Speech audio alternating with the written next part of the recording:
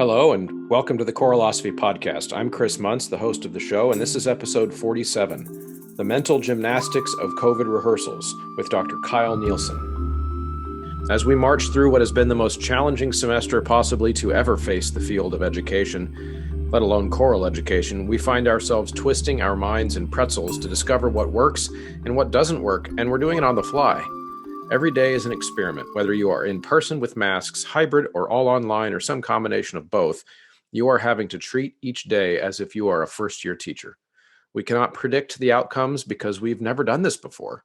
We can't predict if our students will learn from the activities that we're having them do because we've never tried them. We've never measured the data. We have to innovate every single day. Dr. Kyle Nielsen of Southern Virginia University has been putting together a highly innovative program for his students this year that changes fluidly all of the time. In this conversation, Dr. Nielsen and I talk through the ideas and the processes that he has been experimenting with. I'm going to throw some announcements out there first, quickly, before we get to this conversation with Dr. Nielsen. First, ChoralosophyCon 2021, Atlanta, April 9 through 11. On a Friday evening through the weekend, we're going to gather a small socially distanced choral convention. We're going to cap it at 60 people. We've got some convention space booked at the Four Points Marriott there in Atlanta by the airport. So it'll be a quick, easy flight in. Southwest is flying there now, which means that you can get some of those want to get away ticket prices. And Southwest, of course, now during COVID, it just has been canceling for free if you have to cancel for something. So it's a great opportunity for us to jump on a relatively inexpensive flight from almost anywhere in the country. Join us in Atlanta. We've got a group rate on some hotel rooms, and we're going to be putting together a convention that is a different kind of format than what you are used to. It's going to be more interactive. Presenters are not presenters, they are session leaders. And we've got Ryan Main, Jacqueline Johnson, Maria Ellis are going to be doing some sessions and leading some workshops, basically, where we sit around and talk about some topics that we normally would hear presented at a convention. I'll be doing some, of course, especially things like putting you through the process that I put my students through with literacy in a form of a reading session. We're going to do a reading session where we actually do the same process in learning music that my students do, so that you can see some of the things I always talk about in in literacy area. So it's going to be lots of fun. Also, of course, we have mymusicfolders.com is a source that you can get the Resonance Singer's Mask, which is the best product on the market. I've been able to test out that now for a month and a half or so in real in-person rehearsals. I've also been able to play with some of the others out there on the market, and the quality of the construction of this is top notch. They are not cheap, but you can use the Choralosophy code, a discount code at checkout. And if you're ordering for your whole choir, it can save you hundreds of dollars. But here's the deal.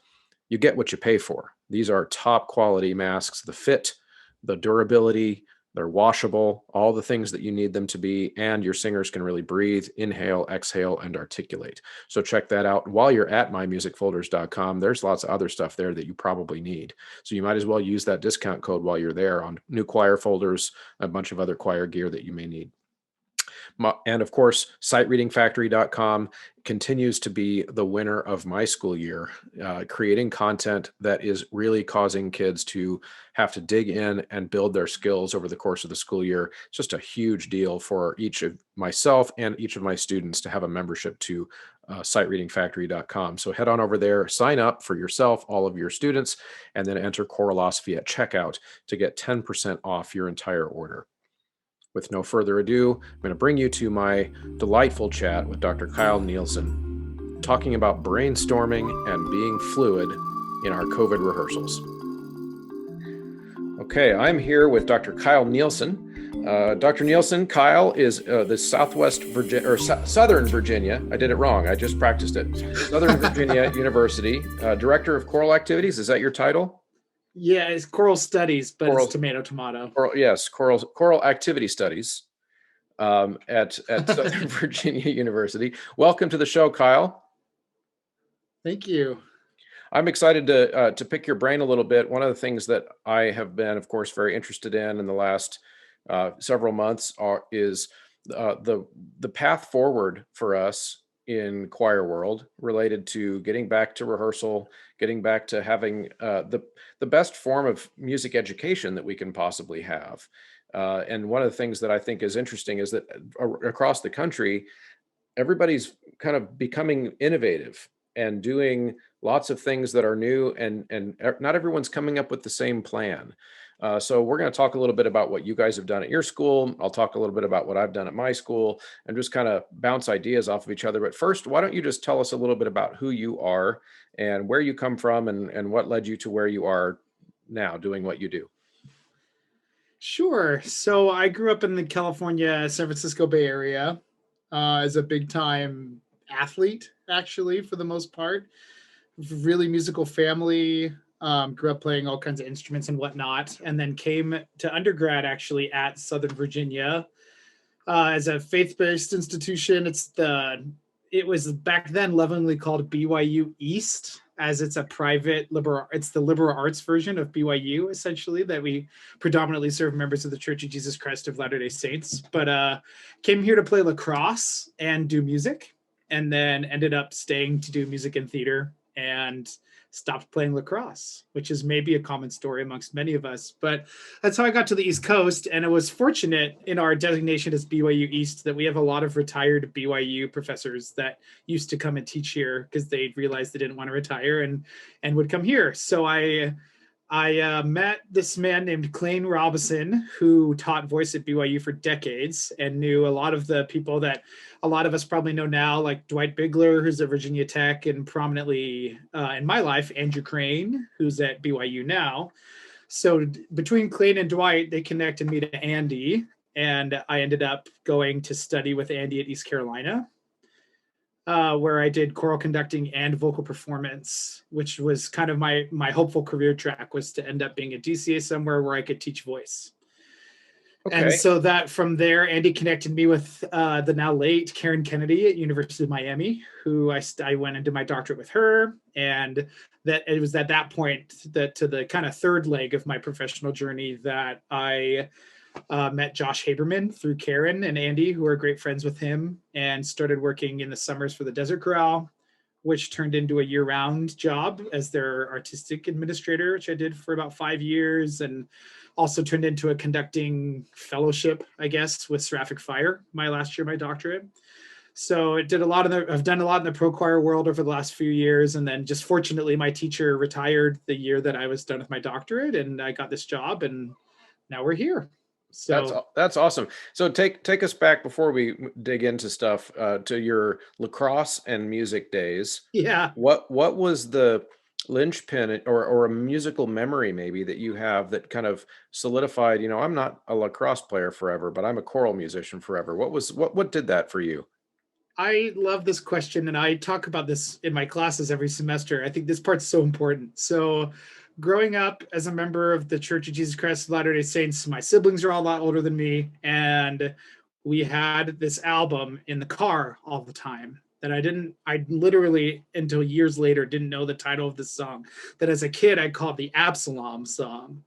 And this is, of course, famously what David heard, right? Okay. And they would just send out that Whitaker album, like, "Oh, you're interested in music? Look what we did, BYU singers," right? Oh, the Ron Staley, the Ron Staley, album. like the OG Whitaker Complete Works album. So I didn't even know what it was at the time. It was just kind of osmosis. And then I had an experience in an all county choir, the only all fill in the blank choir I did in high school. Where the conductor, I don't even remember who it was, but we did the Stroop Lamentations of Jeremiah. And it was the first time in a choir I'd done anything that wasn't like a musicals medley or something like that. And then in college, we did Amor de mi alma, I think, and All This Night My Heart Rejoices, but it was on my mission, actually. I was at University of Illinois as a missionary, and I met Bryson Mortensen, who's at Virginia Wesleyan University now, and he was doing his doctoral work at U of I, and he burned me a bunch of archival recordings of the time when he was at BYU. And so I spent 2 years just immersing myself in that sound and that repertoire. And when I got home from my mission, I got married really young and just kind of had this moment of, I'm not going to be on Broadway. I famously say I have a ingenue voice and a character body. So that career wasn't going to work out.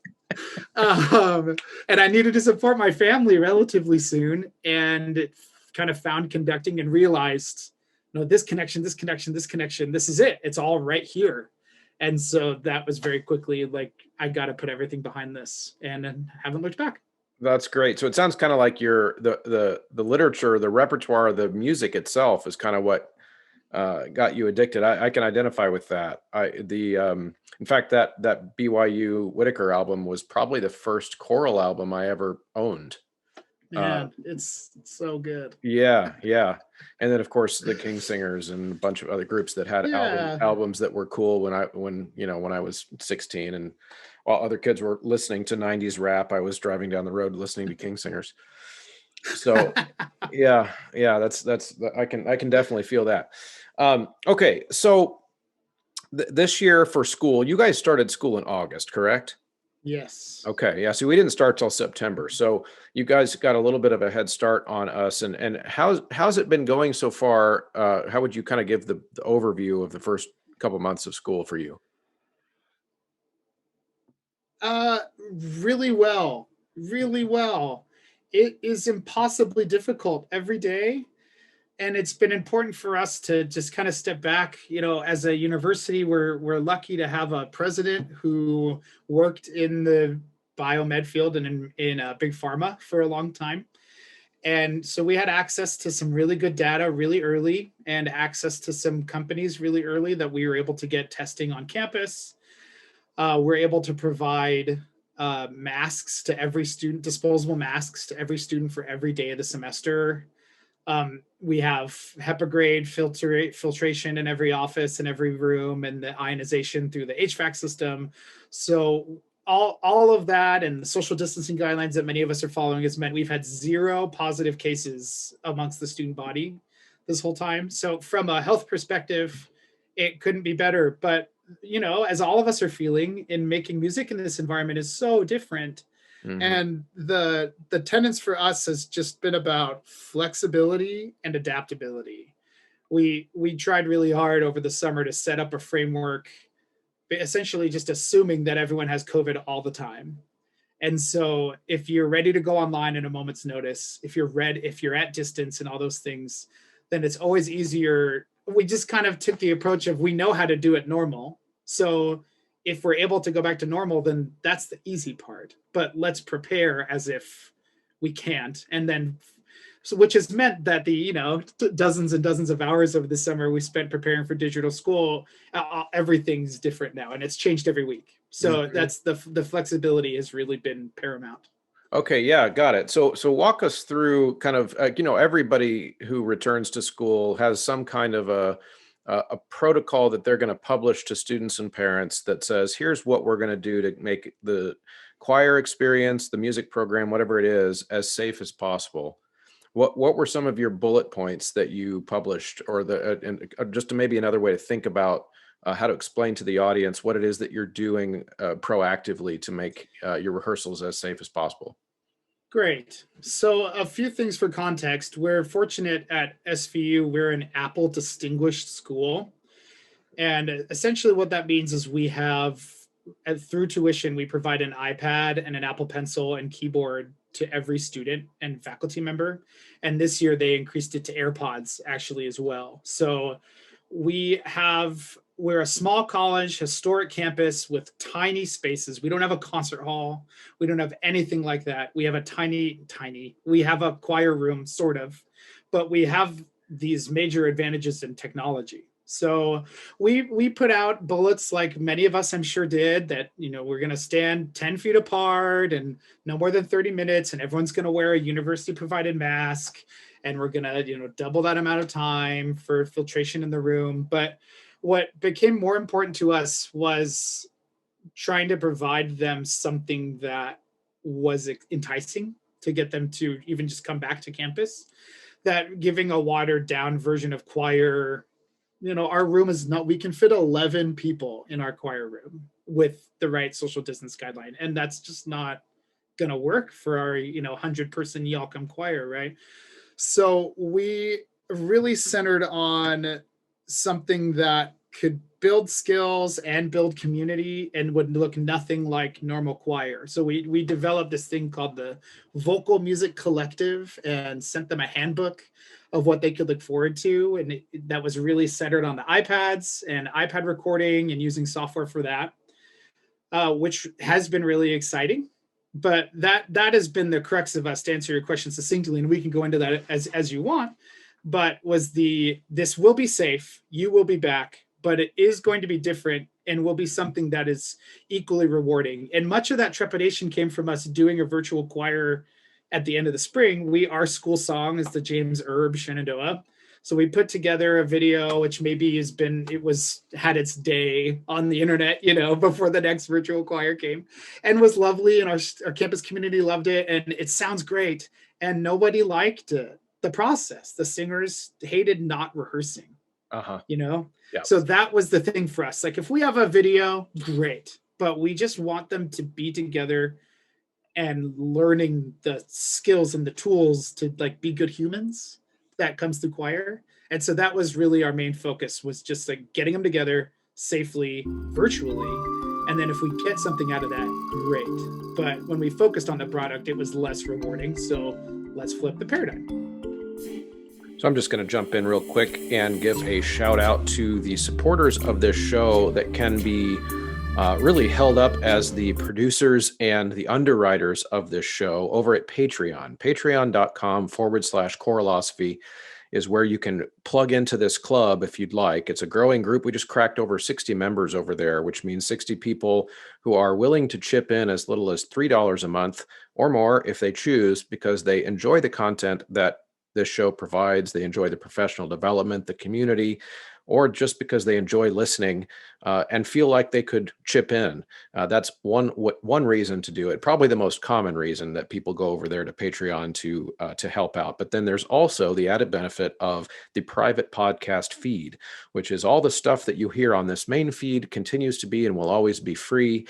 But I put up once a month a behind the scenes episode, so to speak, or an episode that I don't necessarily want to be for the general audience, maybe for a more intimate conversation. And you can be a part of that conversation over there on Patreon. You can also find, anytime I come up with an interesting lesson or quiz or anything in my class, cool standing charts that I made, all kinds of supplemental materials that I might just randomly dump on there as a bonus. And that's kind of where I put all of that stuff, grading rubrics, other types of things that I use. So you can go over to patreon.com/Choirlosophy and join that club for as little as $3 a month.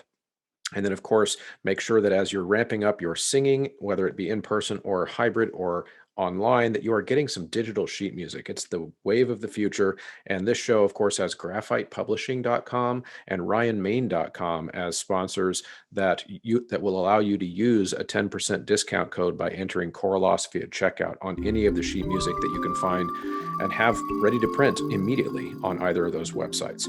Yeah. Okay. So your students are on campus, but your rehearsal room is not large enough for a normal rehearsal, which is right.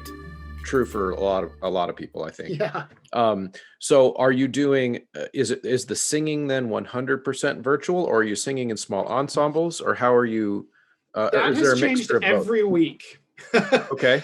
So with the original programming for our auditioned group was a combination of all these things. We had a handful of pieces that were for 11 voices. We had a few that we were just going to rehearse everyone virtually. We were going to do some SSAA and some TTBB, just a variety to get them singing in different groups and getting to know different people. And it worked well. And no one got sick, and we learned music, and we're fortunate due to my time with Desert Corral, we're able to engage a handful of virtual artists in residence who are essentially serving as ringers, but also mentors. So each week I would send the students, we're going to get through these bars, and I would send them a project through the software Soundtrap that was preloaded with the 8 professional singers tracks in there. Boom. So then they could still have the experience of like, what does it feel like to sing with a professional singer? Like, what am I tuning to? And would be happy if it would be useful. I could show you an example of that and play some audio or something. But so we did that with small groups, and would be like on Monday, you're in the room, and then the rest of the week you're on Soundtrap.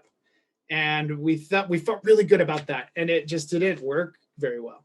Huh. Okay. And ultimately the music worked fine. We had a lot of technological issues, even though we were sharing interfaces. Everyone had the same iPad, everyone had a mic, but maybe their internet connection was slow, or they couldn't find a quiet space because their roommate, all of those kind of soft issues kept popping up. But ultimately they just wanted to be together. And it was about that time the university put up 10 about like 25-person pavilions all over campus. And so I just kind of jumped at the opportunity to see if we could make that work, as I know a lot of my colleagues were like measuring out how many people could fit under a 100-foot tent. So I reserved 4 tents that would each fit about 16 singers at 10 feet apart.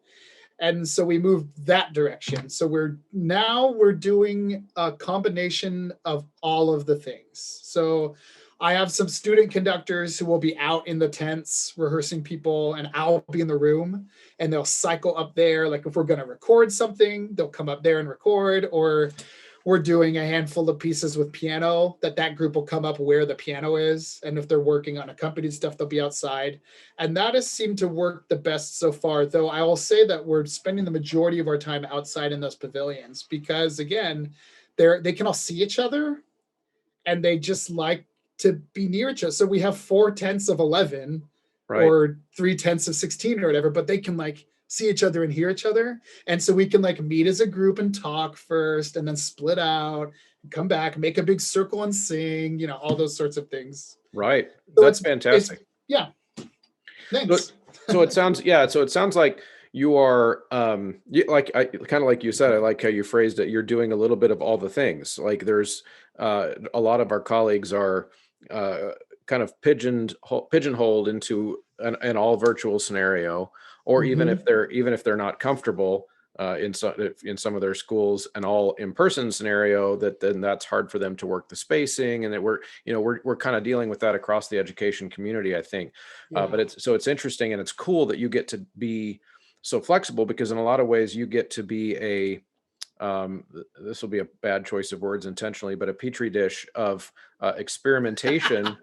Of what you could be doing, which I think also very astutely you pointed out that going back to normal will be the easy part. And so what do you have to lose by experimenting with all of these different things? And so so kudos to you on that. Thank you. So here's what I would ask then. So because it seems like you're going through mental gymnastics to try to figure out the best possible way to get your students an education, right? To offer them something that they want to be a part of and that means something to them. Why not?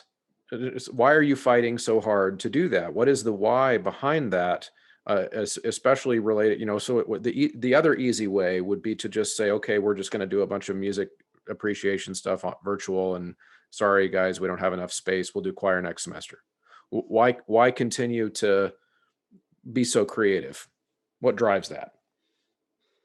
Part of it is just kind of my nature, I think, as a human. It's just what I like to do, but it has been debilitating at times this semester. And there's been weeks where it's just been like, tossing your hands up in frustration. But the feedback that I get from the students the most that makes me feel like it's worth it is and I'd be interested in your perspective on this too, just with Gen Z in general, but the fact that I am trying to solve this is what they actually care about. Yes. They love to make the music, and they have those moments where they're making music and they love it. And I get really disappointed almost immediately because I think, like, what's the point? Like, this group of 14 people did this. We're not going to have a concert. This isn't going to record well. We don't have a concert hall we can go record in, but they don't care. They're happy to be together and they trust me because I'm trying to do everything I can to keep them together. and so that reciprocates. So for me, that's been worth it. And on the flip side of that, it's been fun to be able to employ a handful of my friends who are out of work right now too. They're starting to be True Concords doing a bubble right now in Tucson, and Conspirares doing some virtual things, and Desert Crowd's done some virtual things, but not anywhere near their kind of work they had before. And so that combining of my worlds has been really valuable to me. My students who are going to be want to be singers or want to be conductors. And we've started a video series where I have each of the professional singers every week just pick a topic that they're passionate about. And it's basically like a 10-minute TED talk. And so we've heard about being a good colleague and claiming your agency as an artist and learning how to sing in your living room and valuing your human network and saying yes to opportunities. And they're hearing this from the horse's mouth, not just their teacher, and then they get to sing with those people. And it's helped us from a rehearsal standpoint. I go out there with my iPad and the Soundtrap project and a Bluetooth speaker, and I can say, altos, listen to these sisters sing and tell me what you hear. What do you hear in the singing that you want to replicate? And then I can mute them and play everyone else. And so they're singing with voices instead of singing with a MIDI keyboard or singing with practice tracks. So all of that has been fun. And I'm always asking in the back of my mind, like, is any of this going to be applicable later? Like, could this be a way for me to start a professional choir in rural Virginia? Because we can rehearse on Soundtrap and then I can fly them in for 3 or 4 less days than I would have need to and save that, $3,000 on the margins. Uh-huh. So I'm looking that way too. But for the most part, it's these students, they see that I'm trying and they see that I'm authentically giving them what's important to me. Like, this literature is important to me. Here are my friends that I want you to be friends with. And then our medium is choir, Uh-huh. So Yeah. I think it's worth it. Yeah, no, I agree. And I think that is something that students see. Also the Gen Z kids. That sometimes with the younger kids, it has to be pointed out to them a little bit more explicitly. But in particular, they notice that they're getting to do something right now, which means that sometimes they get to sing together, which is something that might have been a very frustrating thing for us to be able to have to sing the way we're currently singing with all of the adjustments. A year ago, that would have been a very dissatisfying experience. But with what we all went through as a society over the course of the pandemic, even 16-year-olds are starting to show a lot of appreciation for the fact that, for me as their teacher, that I figured out a way for them to be able to do it. And just to show that that I cared enough to wrestle the tiger and figure out a way to move forward. Because I think, like, you're right. I think that they do just need to be together. Like, there is a human. It's not a frill. It's not a thing that you can just put on pause forever. And so I think our students need that. I think that's awesome that you're doing that. Thank you. So what would you, we can kind of tie these ideas together here, I think. If so we've established that this is a very important thing. Kids need to figure out ways to make music together. It can be done in a safe way. Of course, you did list out a bunch of advantages that we don't all have, with the testing in particular, that you can be in the same space. Are there any, do you have any plans going forward, as success related to COVID on your campus it continues, and assuming it continues, you've got that testing in place. Are there other, do you have other ideas or dreams for finding in your community, like a larger indoor space to allow that next step of being able to do something like in a gymnasium, figuring out a way to put the group all together at once? I originally was going down that road to see if we could share our arena with athletics, who's also trying to gather their humans through their medium as well, and our town is just too small to have something big enough besides our sports facilities, which are busy. And so again, it's been one of those things that I've been trying to just limit my thinking though I know that winter is coming, right? And so we're going to have to solve that. Yeah. I'll tell you what That's we're kind of why I was doing. asking. Yeah, Yeah. we've decided to do for November at least is instead originally we were going to make all those YouTube videos and Soundtrap, and we're going to make these recordings, and it's just, you know, the mental gymnastics that you said has proved not fruitful, and so we're putting together what we're calling like a musical museum and using these pavilions as little mini concert venues because they have these kind of little acoustics that you can hear in. And so we're doing this essentially hybrid format of a concert. They'll sing in person, and then we'll have the professional singers providing some content online. And let's say the theme is like music of Transalpina and the music of the English Renaissance. And there'll be, you know, future reading and using the iPads in these creative ways, which is great. We're glad to be doing it, and it's our way to do something.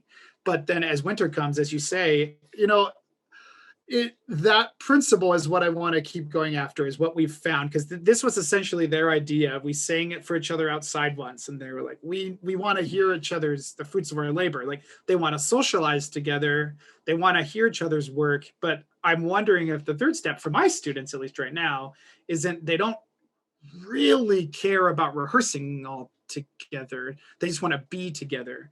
So I think we just need to keep using our facilities in a way, you know, we can gather them at 6 feet apart and not sing, for example. And we were starting school a little later, and we're in Virginia, which is fortunate. You know, it's not going to get totally cold at 3 in the afternoon. But you know, the disadvantages already of it's raining, we can't have class has happened, but it's just not a reality for us. So we're trying to explore other avenues, you know, and it's the gathering them in our room, and we have another room we could get access to, but not really sing in with a huge group. So it seems like the more and more the music making, if I'm prioritizing it the way I think that my students respond to and the resources that I have available, it's the gathering them as humans part, and then the music is ancillary to that, which Right. feels backwards for the years of school that I went to, right? Right. But we'll solve that. And a lot of the time, it's going to be their ideas. It's going to be me opening a dialogue that says, I'm trying to do this. Here are our resources. Do you have any ideas I haven't thought of yet? And they may. And just kind of rolling with it, and writing to the administration and asking this, asking that, and just seeing what we can't free up. So currently we have no cold weather plan. But if we can get through this semester, then I think we have a little more flexibility just to say, like, we can prove we can stay healthy now. What are next steps? And if the music has to be online, but the people are in person, then maybe that's that. But Yeah. the Did you flexibility has just got to did be you the happen key. did you happen to catch the my most recent episode with Betsy Cook Weber? No, I Okay. had no idea. I thought the last one was with Andy and Jamie Rhodes. No, I no, I gotta snuck. listen to that now Yeah, it's a good one. immediately. It came to mind because she did a thing. This is way pre-COVID, but it's something that she does to develop in leadership within her group, which is things she calls the car wash. And I'm thinking it might be an interesting thing that you guys might try because of your small space indoors where you can only hold 11, and then you've got kids gathered. This is, of course, you're not going to hurt my feelings if you don't try this, but it just stuck in my head. What she does, the car wash concept, is you get a small group together or a bunch of small groups together, and the rehearsal consists of some of the singers in each group rotating to the other group to rehearse a different piece or a different section of the piece. So let's say if it's an octet, 4 stay where they are and 4 rotate to another group.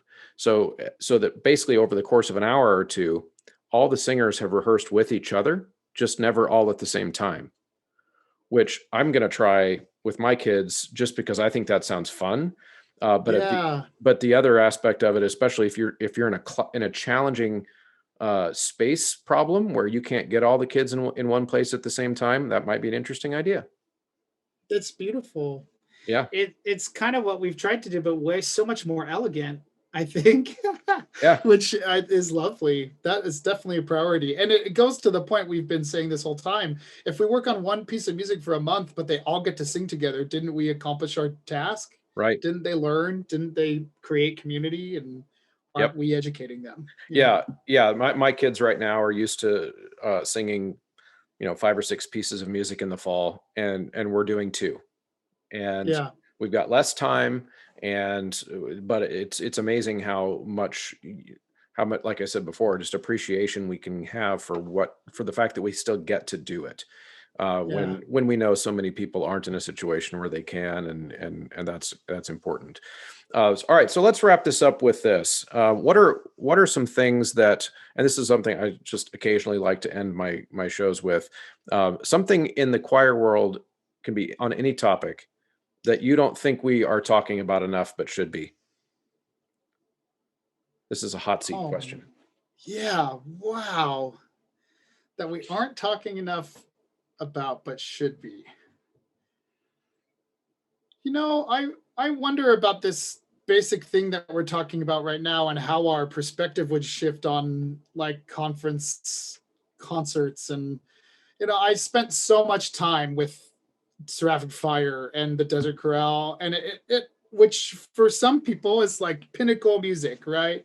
And I went to ACDA conferences and I recorded albums and we did all these things, but the parts that I value the most were like the going out to eat after, and the people that and talking about the Tampa Bay Lightning with James Bass and having a healthy rivalry with John Buffett, the Warriors versus Cavaliers for 4 straight years, those like humanizing things. And the people who do it really well, in my experience, is college, high school, middle school, whatever, that's the center of the rehearsal. It's not just the after experience or the getting drinks at the conference, but like the humans that also make music, and the people who do that really well, like the people I admire, like John Byen and Bruce Rogers and John Talberg and Andy Crane and people like that. You can see it in the performance. You can almost tell that they've like spent time just hanging out. I just wonder if there's a way that we, as a literature nerd like I am, that we can prioritize that in a more formal way, like this conversation we've had today, which I gotta, when I started this in March, it was like, how are my students going to perform? And in October, that is the last thing on my mind. Yep. And shouldn't it have been like that a year and a half ago? And it was, because that's really important to me, that community is like a critical part of the culture that I value as a conductor. But how can we display that as an aspirational goal and not a means to an end?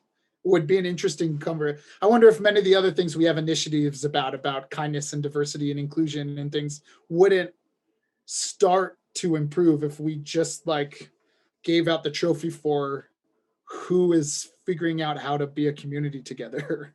That's an interesting thought. So, so I think, just to make sure that I'm interpreting what you're saying correctly, so the idea being that we reward at our conventions the concept of high level performance, which is good. We should, but Yes. maybe there also could be ways for us to lift up colleagues that are doing exemplary work in community building, which which I think is a great idea. In fact, I think now a lot of, depending on who you're talking to, the diversity, equity, inclusion is now supposed to include belonging. And That's right. that's and so there's that B attached to DEI and B, and so maybe that's a good way to articulate what that B could represent in terms of our professional organizations coming up with an award for that, and or specifically professional development related to that, to the B part of DEI and B. I think that's a great idea. That's great. I think that's I excellent. think even just to the concert experience, like my most valued musical experiences in grad school were talking to my friends about the thing we listened to. And I just wonder, can we like destigmatize the concert experience so that we can all talk, like have a conversation about it immediately? Or, Yeah. in the grad office listening to Spotify. Oh, I love this. I love this. I love this. Like, can we figure that out in a conference? I don't know the answer to that, because I love sitting in the hall. I'll never forget where I was when I heard Richard Nance and Pacific Lutheran do Northern Lights for the first time and bust out those glasses in Dallas. Mm-hmm. Those are like landmark experiences for me. But so was like walking out with my friend after and running into Richard Nance Right. and being like, how did you do that? Like, we just like each other and we poured water and we laughed. You know what I would do That was the answer. if I was running the convention, which of course I'm trying to put together a convention in Yeah, Atlanta. you So, are. but I don't think we're going to be yet to a COVID place where we can have performing ensembles, but someday maybe. So if I was planning this, I'm going to piggyback on your idea. So the choir performs, we're at a convention, right? The choir performs and it's an exemplary performance. But then rather than the conductor walking off stage to shake hands and congratulate, the conductor stays on stage, the choir leaves, and the audience stays in the room and they just ask him questions or her questions. Like we just sit down and talk about what just happened. And they just get grilled. That's like part of the deal. Is they're going to sit down on sit down on a chair. Like, so why'd you pick that piece? How did you get your tenors to sound like that? What was what do you feed your altos? Like that kind of a thing could be a really interesting, if if the design is to develop the like professional development, that'd be a kind of an interesting idea, and people That would get to is know each really other. cool. That's the thing. I was just talking to a colleague about this last night. Some of my favorite experiences are just like going to somebody's rehearsal just to sit there Yep. and watch them and just see. It's not even to watch them work or their literature. Like those are ancillary benefits. I just want to watch you interact with your humans. Like, Mm-hmm. what can I learn from that? What can my humans benefit from that? And how can we get better as people and make some better music? I think that's a great idea. Or to pick some singers to talk to too. Like, what do you think about this person? Was that actually helpful? What they Yeah. said? Yeah, no, that's really good. And I think how neat would it be if our the local branches or local chapters, I guess, of our organizations helped facilitate that idea locally. Yeah. How cool would it be if, because how awkward do we feel going to our colleague and saying, hey, could I come visit your classroom, but I don't really know you that well? And then they're going to worry that you're just coming to check up on them, the competition or whatever. There's that whole thing. Uh-huh. But if the local organization was saying, here's the thing we're going to do, all you have to do is sign up for this exchange program thing, and you're going to trade classrooms on this day. And they having the interaction with local school districts, with local, because that would be said, we kind of get to do that in my school district a little bit, because we have, let's see, nine secondary choral staff in the district. And so Yeah. we can kind of swap around a little bit, but we facilitated ourselves. But if I could leave my district and go to a neighboring district and just sit and watch for the day, and and then another day they could come and watch me, or that kind of, because I think that that's important. None of us know everything, and none of us interact with our humans, like you said, in just the perfect way. I've gotten Yeah. so many ideas from watching other conductors. And it's always in those open rehearsals, maybe Yep. that's the trick about the convention. The performing choirs are selected, but there's two options. We love the master classes with the Eric Whitacre singers or with Tenebrae or whatever, but what if I could just go watch Lee Summit High School's rehearsal before their concert? I think that would be lovely. And with the Desert Chorale, when we were touring so much and doing several ACDAs in a row, those were the things that people would ask to come to the dress rehearsal. Uh-huh. And their minds would be, Josh Haberman is an amazing conductor, but what a rehearsal technician, and with professional singers. And the comments are always like, wow, that was so much similar to what I experience every day in choir. Like, yeah, because they're just throats with feelings. These are just humans with feelings, and they're no different than our middle schoolers or high schoolers. And so that paradigm shift, the concert was great, but maybe even better having seen how it happened. And I wonder if there's a way to formalize that the gold track gets to go to this rehearsal and this concert. Yeah, that would be really cool. Because I know that my kids, high school age kids, they rehearse dramatically better when people are watching. Yeah. So if I had a choir at an ACDA convention again, it would be to our benefit to open up the final rehearsal to an audience, because it's almost like a dress rehearsal. It becomes a scrimmage, like with a small audience there, and they want to impress people, because Yeah. there is a certain amount of adrenaline that kicks in when we can see somebody out there, and then of course the benefit to the people watching would be awesome too. Well, I think what'll have to happen then is, as a result of this episode, we're going to change the world, Dr. Nielsen. Just you and I. It's going to happen. Get Andre Thomas on the phone and Right. Absolutely. Yeah. Absolutely. Well, thank you so much for coming on, and let's try to get some rest and get some sleep and get back to running the mental gymnastics of figuring out COVID choir tomorrow. Likewise. Thanks for having me on. All right. Thanks a lot. Bye. Thank you so much, as always, for sticking around to the end of an episode. I hope that means that you got something out of it, or at least you enjoyed yourself or found the conversation stimulating. So as always, we'd like to give shout outs and thank yous on this show, and give you the information that would take for you to help out with the mission of this show in whatever ways that you can. This show is produced at Patreon, patreon.com/Choralosophy, by Steve and Kathy Kakachik, Ryan Main, Kyle Peterson, James Mock, Michael Heron, David Kowalczyk, and Ulrika Igrain Munoz Alarcon. So thank you so much for those folks over there, as well as all of the Patreon members. Then, as always, hit up our sponsors. Remember, this show is completely listener supported, which means that I saw on a website of Choral Podcasts once that they listed this show as corporate sponsored, as opposed to all of the other shows that were not corporate sponsored. And so I thought that was kind of funny, because in a technical sense, we are not corporate sponsored here at Choralosophy Podcast. We are user and listener supported, which means that if you don't decide to use the code at one of our venue or one of our sponsors, I don't get paid anything. So they're not sending me a check each month.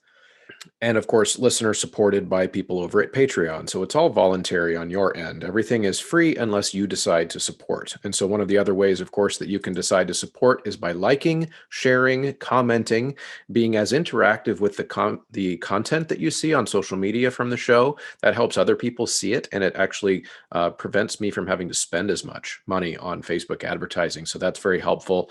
Of course, leaving podcast ratings, clicking subscribe anywhere you go are all very helpful things. Would love to see more and more ratings popping up on the Apple Podcasts app. That's always very helpful too, because it helps other people see the show. The shows that have more ratings tend to get pumped to the top of the search. So it's a game, this whole algorithm thing online, but that's how we play the game, as we interact with the content. So thank you so much, and anything that you can do in those ways to help are very much appreciated. We will see you next time, and thanks for listening.